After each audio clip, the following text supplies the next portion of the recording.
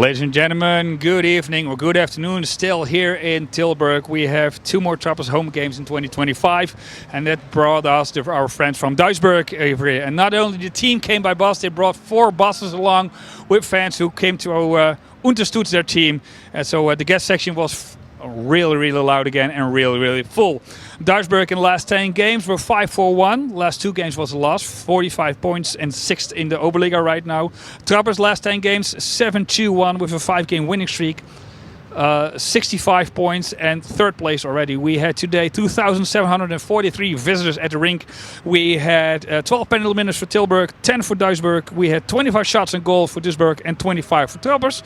And at the end, it was a 4-1 win for Tilburg. With me, both coaches, as you see on my right, of course, Daniel Albrecht for Tilburg Trappers. And on my left is Frank Petroza for Duisburg. Frank, to start off with you, an energizing game, and we liked it a lot. But what did you see today? First of all, good evening or good afternoon. Danny, congratulations on the win. Yeah, I saw a good game. First of all, I want to thank our fans. It was with the support that they brought today, pushed us a little bit. You know, we seen it in the beginning of the game. We wanted a good start, and we had this 1-0 in 1.5 minutes in the game. And then we had, a penalty in the offensive zone, what we talked about over the last couple of games. We didn't want that to happen. It was unlucky. They scored a 1-1, and then another unlucky goal, 2-1, deflected off a skate and top end corner. But I think we played good in the first period.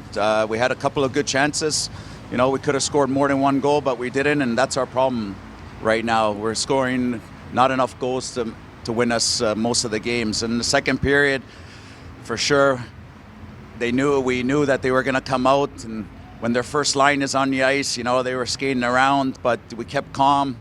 We protected our in front of the net. And then again, power play goal, communication on the blue line wasn't there, and then 3-1. And then third period, we tried everything, pull the goalie at the end. You know, and our pet peeve right now is we're not scoring goals, because scoring goals, you got to bring the puck on the net, and we got to bring more pucks on the net, and that's what we got to keep trying to do, keep it simple.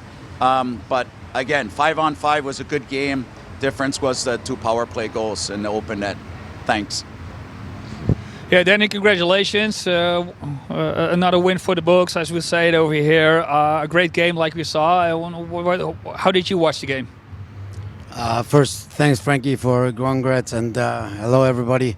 I got to make a little bit of a difference because we had 8 games in a row we won. So yeah, you said 5. No, I was a little bit nervous before the game how we gonna come into it, because Duisburg played on the 26th. We didn't, and we had a little bit longer break for the guys, and so that's why you always, you're a little bit nervous about it. And our first period wasn't that good. I think Duisburg deserved at the time to go on with the lead. I would say our efficiency on goals was a difference in the first, and from the second and third period, I was really happy because, again, Duisburg is a team who gets a lot of creating chances by Ottman rushes and their ability to skate and that power hockey, and we didn't give them that much. And like Frankie said, yeah, our power play. The first one wasn't pretty. The second one was pretty, but that's a big difference in our games right now. And another difference is we kill a lot. At the start of the year, we always 1 or 2 goals on 3 or 4 PK opportunities, and that's a big difference. So not letting that much goals against in the last games helped us a lot to win that games. Yeah, Frank, like you said, you need to score more goals. Still, I agree with Danny that the first period you were killing it. You were in the lead. You were dominating on the ice. But what made the big turnover besides those 2 power play goals? Yeah, not just bringing pucks to the net. You know, we play a sport where, to score goals, you got to shoot the puck, and that's our problem. We want, to make it look pretty, 1 extra pass. With 6-on-5, we take the goalie out. We didn't even have a shot on net. We just want to pass and pass and pass. We end up behind their net. So just keep it simple, throw pucks on the net, get bodies, and get those dirty goals. And that's what we have a problem. But we're playing good hockey. We're playing with 2 imports. and the league is good, but we're battling. That I must say is just we got to score goals. Yeah. Yeah, then it's something else. There were a couple of now at the end of the year. We're making a lot of statistics to come together. So far, we have over 42,000 people here this season to come to our home games, which gives us a second place in attendance in the Oberliga-Nord. Indians are, of course, have a bigger fan base, and they are a bit in the lead. It's great to have full houses again. We are already sold out for the last couple of home games that were coming up for the upcoming season. How is that support from everyone here at the rink? Yeah, I said it a couple of weeks ago in the newspaper that I wish sometimes to have it louder, but I think some guys took it wrong in the way that when you're down, and you're not playing your best hockey, then for sure you need the crowd to push you a little bit.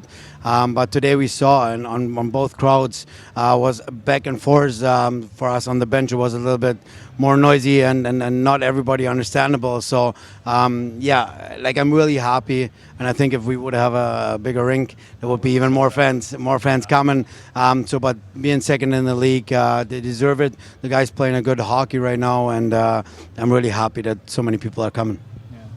Yeah, Frank, you already said it was great to have all those fans over here, 4 buses along, and it's great to have our friends over here from Duisburg.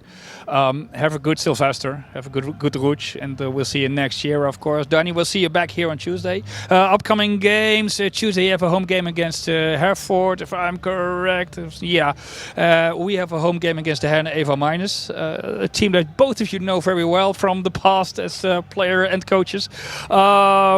Yeah, well, we'll see you back here on Tuesday, last game of 2025. If you're not here, if you're not able to watch us, have a good Sylvester, good Rouge. We'll see you next year. Thank you for watching.